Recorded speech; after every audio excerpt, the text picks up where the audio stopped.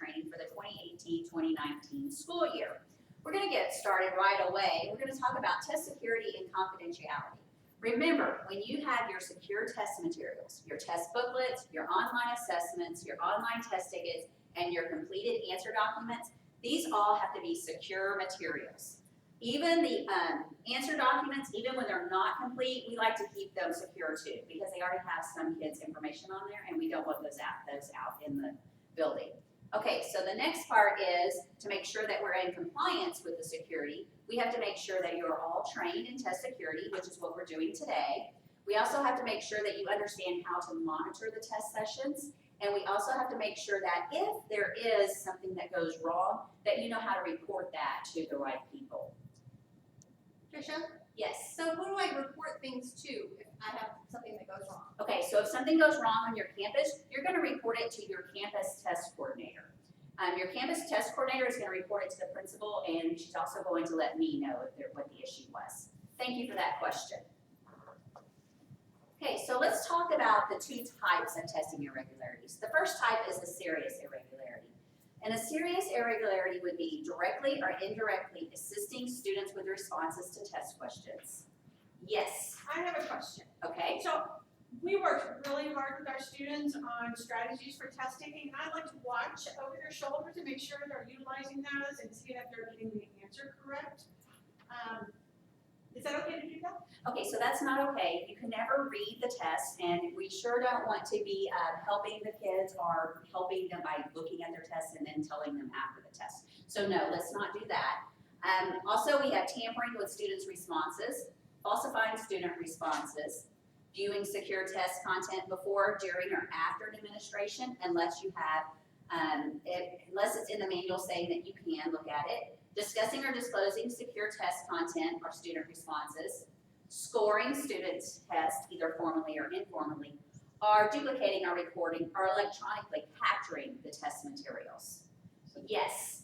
So if I'm doing an oral administration of the test, are there any specific things that I have to be aware of with directly or indirectly assisting students with their responses? Yeah, very good question. So make sure when you're doing the oral administration that you're reading everything monotone. Don't read the answer or the correct answer more loudly than the other answers, and make sure that you're doing it with that monotone voice all the time. Thank you. Okay, some more serious irregularities could be responding to secure test questions, fraudulently exempting or preventing a student from participating in the administration. So every student must take the STAR. They're either going to take STAR or STAR all, but every student must take the STAR test. Encouraging or assisting an individual to engage in the conduct that we've been talking about. So don't try to get your friend to do something they're not supposed to do. Are failing to report it to the appropriate authority. So just like I said before, if there is something that you think is wrong, you're going to report it to your campus test coordinator. It's better to report it than not to report it, and we find out later that something went wrong. Okay, so we also have procedural irregularities. These are minor errors in the testing procedure. They're not a severe breach like in the serious irregularities. And so I'm not required to call TEA and report these, but we're not required to send TEA documents, but we like to collect documents on our own, just so that we have it, so if I have to report to TEA later, we can.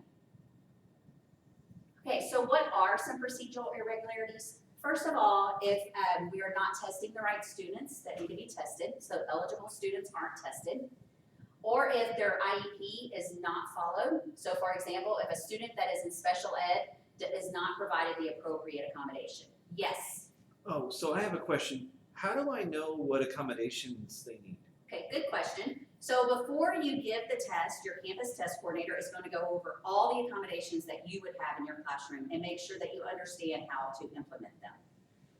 Okay, another irregularity would be improper accounting for secure materials. So secure materials not returned or checked in or accounted for at the end of the test, or test materials were lost or misplaced. So it's very important when you're gathering your test materials and when you're checking them out that you make sure that you have everything you're supposed to have, and then when you turn it back in, you make sure everything is still in that tub. Okay, so monitoring errors are also, we also have monitoring errors, which would be test administrators left the materials unattended, Our testing personnel did not monitor students during breaks. Test administrator did not ensure students worked independently. Our students were not prevented from using cell phones. Our students removed secure materials from the classroom. Yes, Okay, so what if I need to go to the bathroom while the kids aren't taking a test, but I have my material? okay, good question. So once you check the materials out from your testing coordinator, they're your responsibility. So if you need to go to the restroom, you can take your testing tub to another test administrator who's been trained in test security. Please make sure they've been trained in test security, because if you leave them with someone who hasn't been trained, that's like leaving them alone in the classroom by themselves. So they have to be given to someone else. You can always take them into the bathroom with you, but that's not what I suggest. Okay, so how can we avoid having irregularities? First of all, active monitoring is the most important part of testing.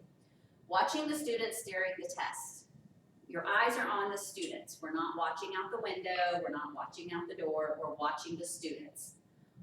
Walking around to observe. We're gonna move around the classroom so that we can make sure we can see everything going on. Because kids have a way of keeping cell phones in their pockets and using them as they're testing if you're not paying attention very closely.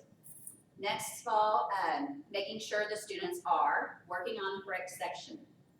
Also, making sure they're marking their answers, making sure they're not cheating, not using electronic devices, and not talking. So we have a question? Yes. Okay. So do I have to walk around the entire time? You know, because sometimes it's just a good time to kind of catch up on some things at my desk and get cleaned up. Okay, so you don't have to be walking around the entire time, but we don't want you sitting at your desk working on other things. You cannot be working on other things. You must be walking around looking and making sure students are on task. You can sit at the front of your room sometimes, but you need to make sure that you're getting up every few minutes and walking around and making sure that there's nothing going on in the back of the room. Thank you. Okay, how else can we avoid irregularities? First of all, you have to read the manual. That means you have to read it before testing day. But then you also have to make sure that you read all the say directions during the test. The say directions are very important. Yes. Okay, so I know that the names of the kids are already printed on the booklet. So do I really have to say those directions to the kids where it tells them write your name on the test booklet? Yes, you still have to read that. That's part of the say directions. And the state says that you have to read all say directions. Thank you. So we also have to make sure we're creating a positive and testing environment. We're ensuring the testing environment is a cell-free zone. Yes. Oh, but I really need my cell phone, you know, in case there's like an emergency. Okay, so on testing day, what you need to make sure is that anyone who would call you on your cell phone that you may need you an emergency, that they call the front desk. And the front desk is gonna arrange for someone to come down so that they can relieve you from your classroom so that you can go and take the emergency phone call. Very good question. Okay, we also have to make sure that we conceal or remove any instructional materials. Instructional means instructional for the test that we're giving. So if you're giving an English 1 writing test, you can't have graphic organizers that help them with writing, okay? Or if you're giving a history test, you don't wanna have a timeline on the wall.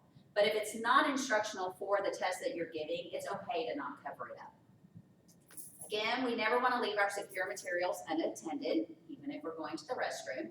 We wanna confirm each student has the correct pre-coded answer document or online testing ticket, and we wanna allow all students to have clean blank scratch paper. It can be line, unlined, or graphing paper. Yes. So if I'm giving a math test, what do I do with my number line that's around my room?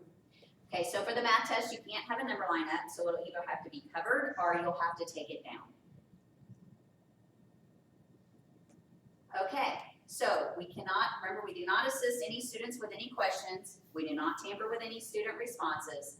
We fill in the seating chart. The seating chart is to help us understand if TEA thinks that 2 students have scores exactly the same and they want us to compare to see if they were sitting next to each other. So they're using it to see if there was any cheating going on with the students. We want to collect all materials once a student has completed testing. We're going to pick up their answer document or their test ticket. We're going to pick up their testing books, and we're also going to pick up their scratch paper. So anything that we've given them, we're going to take back and put it in our totes and return to our campus test coordinators. We also want to verify that the students answered all questions on the answer document or online before we let them leave the classroom. So once they leave the room, we can't give them the answer document or turn the test back on if they have not completed it, because we can't say that they were secure and didn't talk about the test outside of the room. Okay, so what happens if you have a violation? So if you are caught helping a student by answering questions, one of the things that can happen is they can place a restriction on your test, on your teaching certificate, and they can suspend your teaching certificate, or they can revoke or cancel your teaching certificate. So you want to make sure that you're not doing anything that you're not supposed to do. Just follow the directions in the manual and you should be fine. If the test is taken and copied and or posted on Facebook or eBay, those things can result in a Class C misdemeanor. So please make sure that you're not reading the test and you're not taking a picture of the test or copying the test and taking it outside of the building. Are there any more questions? Thank you.